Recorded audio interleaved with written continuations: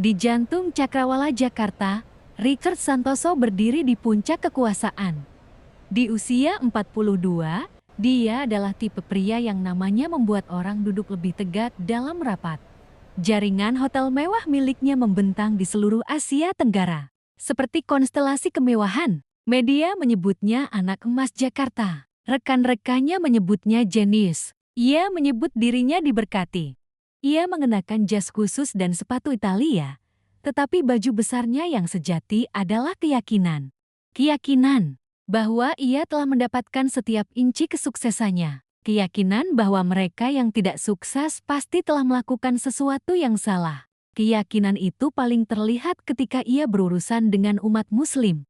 Ia tidak pernah mengatakan sesuatu yang terang-terangan kejam, tidak di depan umum. Tapi dia akan menaikkan alis saat melihat jilbab di kantor. Ia akan menghela napas keras ketika ada karyawan yang meminta izin untuk salat. Ia berbicara dalam bahasa Inggris kepada klien Muslim, meskipun mereka berbicara bahasa Indonesia dengan lancar. Dan ketika teman-teman Kristennya menertawakan lelucon kasar tentang tradisi yang ketinggalan zaman, Richard tertawa paling keras.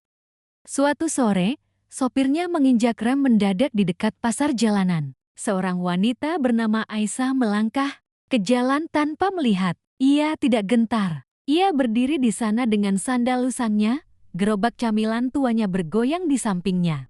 Jilbabnya longgar, satu ujung terselip di belakang telinga. Ia menatap Richard, bukan dengan takut, tetapi dengan kesal. "Hati-hati, Pak," katanya tenang. "Bapak bukan satu-satunya di jalan." Richard keluar dari mobil, menepuk-nepuk jasnya seolah ternoda. "Mungkin kamu sebaiknya tetap di trotoar, atau lebih baik lagi, cari pekerjaan yang layak." Dia menjatuhkan beberapa koin di kakinya seperti remah-remah untuk burung, lalu pergi. Perempuan itu tidak membalas, hanya menunduk dan mengambilnya. Semua berawal dari komentar iseng di sebuah gala perusahaan yang bahkan tidak Richard ingat. Kata-kata yang dia ucapkan dengan ringan, sesuatu tentang orang harus lebih modern dan jangan biarkan agama memperlambat produktivitas. Orang-orang tertawa, seperti biasa. Tapi seseorang merekamnya.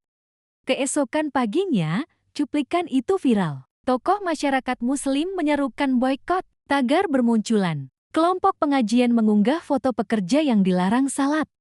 Demonstran berdiri di depan hotel-hotel miliknya dengan spanduk bertuliskan, "Kesombongan bukan kepemimpinan." Kotak masuknya penuh dengan surat pengunduran diri. Para investor diam. Dewan direksi panik, dan teman-teman yang dulu dekat menghilang.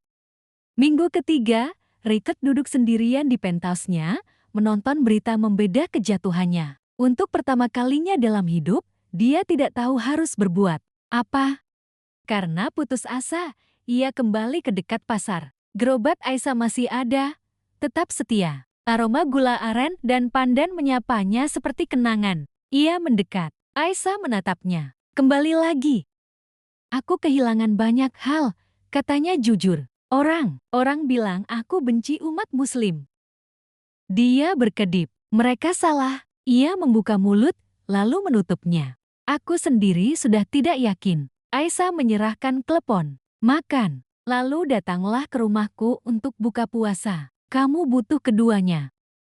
Richard pun datang. Rumahnya kecil, rapi, dipenuhi aroma rempah dan bisikan doa maghrib. Ayah Aisyah, pria tua bertangan penjahit, menyambutnya dengan hangat. Mereka berbuka dengan kurma dan sup lantol. Tak ada yang menyebut masa lalunya. Tak ada yang menghakimi. Malam demi malam, Richard kembali. Ada sesuatu di rumah itu kedamaiannya, ritmenya yang memanggilnya. Ia melihat Aisyah menyumbangkan setengah penghasilannya ke panti asuhan. Ketika dia bertanya kenapa, Aisyah berkata, "Tuhan melihat apa yang kita berikan pada orang lain, bukan yang kita simpan." Ia mulai membaca Al-Quran, mengira akan menemukan celah, malah menemukan ayat-ayat tentang kasih sayang dan persatuan yang menggema di hatinya. Di sebuah acara komunitas, Aisyah mengajaknya salat berjamaah. Ragu-ragu, dia ikut.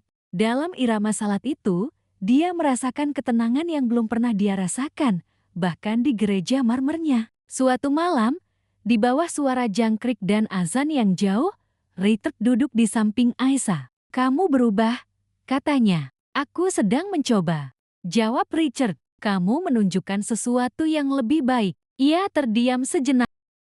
"Aku mencintaimu, Aisyah, bukan hanya karena apa yang kamu ajarkan, tapi karena siapa kamu saat tak ada yang melihat."